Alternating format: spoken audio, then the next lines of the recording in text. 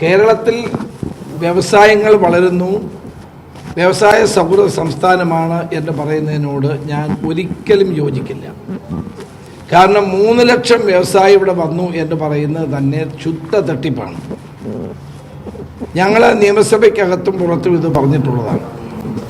നാട്ടിൽ ആരെങ്കിലും ബുട്ടിക്ക് തുടങ്ങിയാൽ അതെല്ലാം ചെറിയ ഒരു തയ്യക്കട തുടങ്ങിയാൽ അതെല്ലാം രാജീവിൻ്റെ അക്കൗണ്ടിൽ എഴുതേണ്ട കാര്യമല്ല. അതൊക്കെ സ്വാഭാവികമായി നാട്ടിൽ നടക്കുന്ന സംഭവങ്ങളാണ്. വ്യവസായ ഉദ്യോഗസ്ഥന്മാർ നടന്ന് എവിടെല്ലാം ബുട്ടിക്ക് തുടങ്ങി, തയ്യക്കട തുടങ്ങി, എവിടെല്ലാം ചെറിയ കടകൾ തുടങ്ങി എന്നുള്ളതെല്ലാം എടുത്ത് ഇതെല്ലാം വ്യവസായങ്ങൾ തുടങ്ങിയതാണെന്നും ഇതെല്ലാം ഇടതുമുന്നണിയുടെ നേട്ടമാണെന്നും പറയുന്നതിനോട് ഞങ്ങൾക്ക് യോജിപ്പില്ല. കേരളം ഒരിക്കലും ഈ ഗവൺമെൻറ് കാലത്ത് വ്യവസായങ്ങൾ വരികയോ ഇവിടെ വളരുകയോ ചെയ്തിട്ടില്ല. ഊട്ടിപ്പോകുന്ന വ്യവസായങ്ങളാണ് കൂടുതലുള്ളത്. പൊതുമേഖലാ സ്ഥാപനങ്ങൾ മിക്കവാറും നഷ്ടത്തിലേക്ക് കൂപ്പുകുത്തുകയാണ്. ഒരു വ്യവസായ സൗഹൃദ സംസ്ഥാനവുമല്ല കേരളം. ഇതെല്ലാം CPMൻ്റെ ഒരു പ്രചാരവേല മാത്രമാണ്.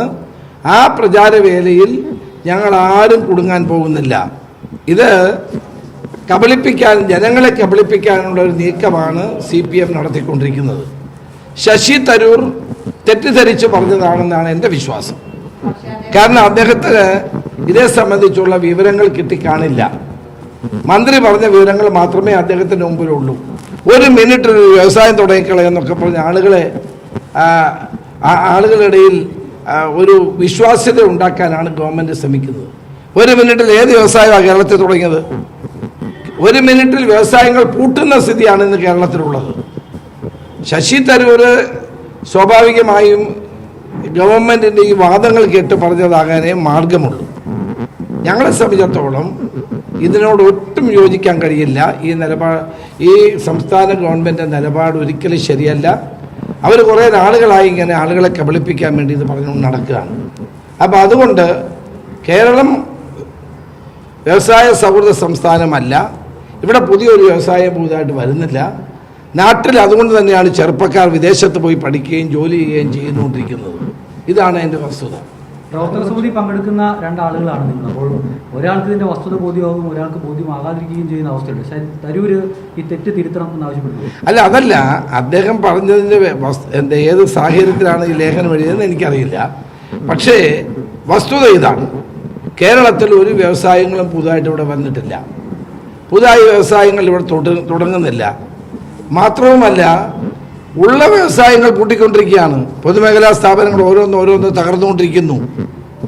നമുക്കറിയാമല്ലോ, ഓരോ വ്യവസായ സ്ഥാപനം CNTG റിപ്പോർട്ടുണ്ട്, പരിശോധിക്കണം. വ്യവസായ സ്ഥാപനങ്ങൾ തളരുന്ന കാഴ്ചയാണ് കാണാൻ കഴിയുന്നത്. അദ്ദേഹത്തിന് വിവരങ്ങൾ പൂർണ്ണമായി ലഭിക്കാത്തതുണ്ടാകാമെന്നാണ് എൻ്റെ വിശ്വാസം. അത് അദ്ദേഹത്തെ ഞങ്ങൾ ബോധ്യപ്പെടുത്തും.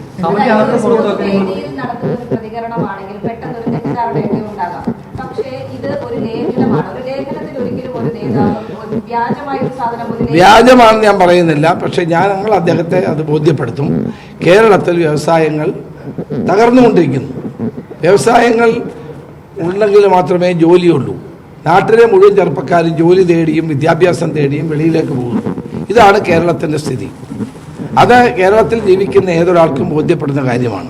അദ്ദേഹവുമായി ഞങ്ങൾ ഈ കാര്യങ്ങൾ സംസാരിക്കും. സഭയ്ക്കകത്തും പുറത്തൊക്കെ നിരന്തരമായിട്ട് കോൺഗ്രസ് പറഞ്ഞുകൊണ്ടിരിക്കുന്നത് സംസ്ഥാനത്ത് വ്യവസായം തുടങ്ങാൻ പറ്റുന്ന ഒരു അന്തരീക്ഷം ഇല്ല എന്നുള്ളൊരു കാര്യമാണ്. അപ്പോൾ അങ്ങനെ പറഞ്ഞുകൊണ്ടിരിക്കുന്നതിനിടയ്ക്ക് തരൂർ ഇങ്ങനെ പാർട്ടിനെ പ്രതിസന്ധിയിലാക്കുന്ന എന്നെനിക്ക് തോന്നുന്നില്ല. അദ്ദേഹമായിട്ടല്ലോ തരൂരിന്റെ ഭാഗത്തുനിന്ന് അല്ല എന്നെനിക്ക് തോന്നുന്നില്ല. ഏതായാലും അദ്ദേഹമായിട്ട് ഞങ്ങൾ ഈ കാര്യങ്ങൾ രേഖകൾ വെച്ച് സംസാരിക്കും ഞങ്ങൾ അദ്ദേഹത്തോട്.